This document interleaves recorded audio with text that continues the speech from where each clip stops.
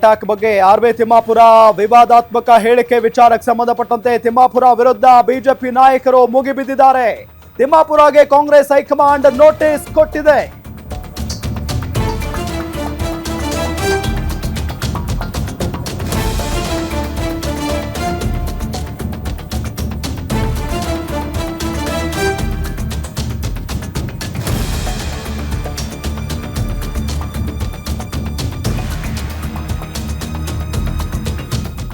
High command ಸೂಚನೆ ಬಗ್ಗೆ ತಿಮ್ಮಾಪುರ ಮಾಹಿತಿಯನ್ನ ಕೊಟ್ಟಿದ್ದಾರೆ. ಬಾಗಲಕೋಟೆಯಲ್ಲಿ ಹೇಳಿಕೆಯನ್ನ ಕೊಟ್ಟಿದ್ದಾರೆ ಸಚಿವರು. ತಿಮ್ಮಾಪುರ ಅವರು ಭಯೋತ್ಪಾದನೆ ಖಂಡಿಸಬೇಕು, ವೈಭವೀಕರಿಸಬಾರದು. ಅವರು ಅಂಗಿ ಬಿಚ್ಚಿ ನೋಡಿದ್ದಾರೋ ಇಲ್ವೋ ನನಗೆ ಗೊತ್ತಿಲ್ಲ. ನಾನು ವಿಷಾದ ವ್ಯಕ್ತಪಡಿಸಿದ್ದೇನೆ ಅಷ್ಟೇ.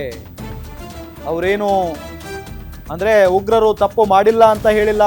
ಕೂಡಲ ಸಂಗಮದಲ್ಲಿ ಸಚಿವ ತಿಮ್ಮಾಪುರ ಅವರು ಕೊಟ್ಟಿರುವಂತ ಹೇಳಿಕೆ ಇದು. ಟೆರರ್ ಅಟ್ಯಾಕ್ ಬಗ್ಗೆ ಆರ್ವಿ ತಿಮ್ಮಾಪುರ ಅವರ ಕೊಟ್ಟಿದ್ದಂಥ ಹೇಳಿಕೆ ಬಹಳಷ್ಟು ವಿವಾದಕ್ಕೀಡಾಗಿತ್ತು. ಅವರ ವಿರುದ್ಧ ಬಹಳಷ್ಟು ಆಕ್ರೋಶ ವ್ಯಕ್ತವಾಯಿತು ಬಿಜೆಪಿ ನಾಯಕರಿಂದ. ತಿಮ್ಮಾಪುರಗೆ ಕಾಂಗ್ರೆಸ್ ಹೈಕಮಾಂಡ್ ನೋಟಿಸ್ ಕೂಡ ಕೊಟ್ಟಿದೆ. ಯಾಕ್ರೆ ಹಿಂಗೆ ಮಾತಾಡಿದ್ರಿ ಅಂತ. ಉಗ್ರ ದಾಳಿ ಕುರಿತು ಮಾತನಾಡದಂತೆ ನೋಟಿಸ್ ಕೂಡ ಕೊಡಲಾಗಿದೆ ಕಾಂಗ್ರೆಸ್ ಹೈಕಮಾಂಡ್ ಕಡೆಯಿಂದ. ಹೈಕಮಾಂಡ್ ಸೂಚನೆ ಬಗ್ಗೆ ತಿಮ್ಮಾಪುರ ಅವರು ಈಗ ಮಾಹಿತಿಯನ್ನ ಕೊಟ್ಟಿದ್ದಾರೆ. ಬಾಗಲಕೋಟೆಯಲ್ಲಿ ಅವರು ಮಾತನಾಡಿರುವುದು ತಿಮ್ಮಾಪುರ. ಭಯೋತ್ಪಾದನೆ ಖಂಡಿಸಬೇಕು, ವೈಭವೀಕರಿಸಬಾರದು. ಅವರು ಅಂಗಿ ಬಿಚ್ಚಿ ನೋಡಿದಾರೋ ಇಲ್ವೋ ನನಗೆ ಗೊತ್ತಿಲ್ಲ. ಗೊತ್ತಿಲ್ಲ ಅಂತ ಅಂದ್ರೆ ಯಾಕೆ ಮಾತಾಡಬೇಕು? ಮೊದಲೇ ಆರ್ವಿ ತಿಮ್ಮಾಪುರ ಅವರು ಈ ವಿಚಾರದಲ್ಲಿ ಯಾವಾಗ ಒಂದು ಹೇಳಿಕೆಯನ್ನ ಕೊಟ್ಟರು ನಿಜಕ್ಕೂ ಕೂಡ ಬಹಳಷ್ಟು ಆಕ್ರೋಶ ವ್ಯಕ್ತವಾಗೋದಕ್ಕೆ ಶುರುವಾಯಿತು. ಅವರು ಹಿಂದೂನಾ ಅಂತ ಕೇಳಿ ಹೊಡೆದಿಲ್ಲ ಅನ್ನೋ ನಿಟ್ಟಿನಲ್ಲಿ ಮಾತನಾಡಿದ್ರು ಆರ್ವಿ ತಿಮ್ಮಾಪುರ.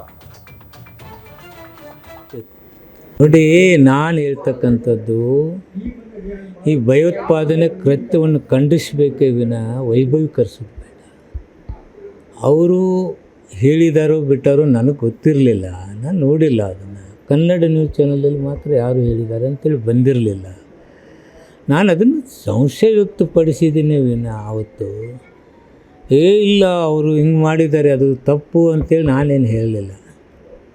ಆದ್ದರಿಂದ ನಾವೆಲ್ಲರೂ ಈ ದೇಶದ ನಾಗರಿಕರಿಗೆ, ಸಾಮಾನ್ಯ ನಾಗರಿಕರಿಗೆ ಭಯೋತ್ಪಾದಕರ ಏನು ತೊಂದರೆ ಮಾಡಿದ್ದಾರೆ, ಸಾವನ್ನು ಮಾಡಿದ್ದಾರೆ. ಆ ಸಾವಿನಲ್ಲಿ ನಾವು ಯಾರೂ ರಾಜಕಾರಣದ ಅವಶ್ಯಕತೆ ಇಲ್ಲ. ನಾವೆಲ್ಲರೂ ನಮ್ಮ ದೇಶಕ್ಕಾಗಿ ನಾವು ಏನು ಮಾಡಬೇಕು ಅಂತ ಭಯೋತ್ಪಾದಕರನ್ನ ಸೆದೆ ಬಡಿಬೇಕು.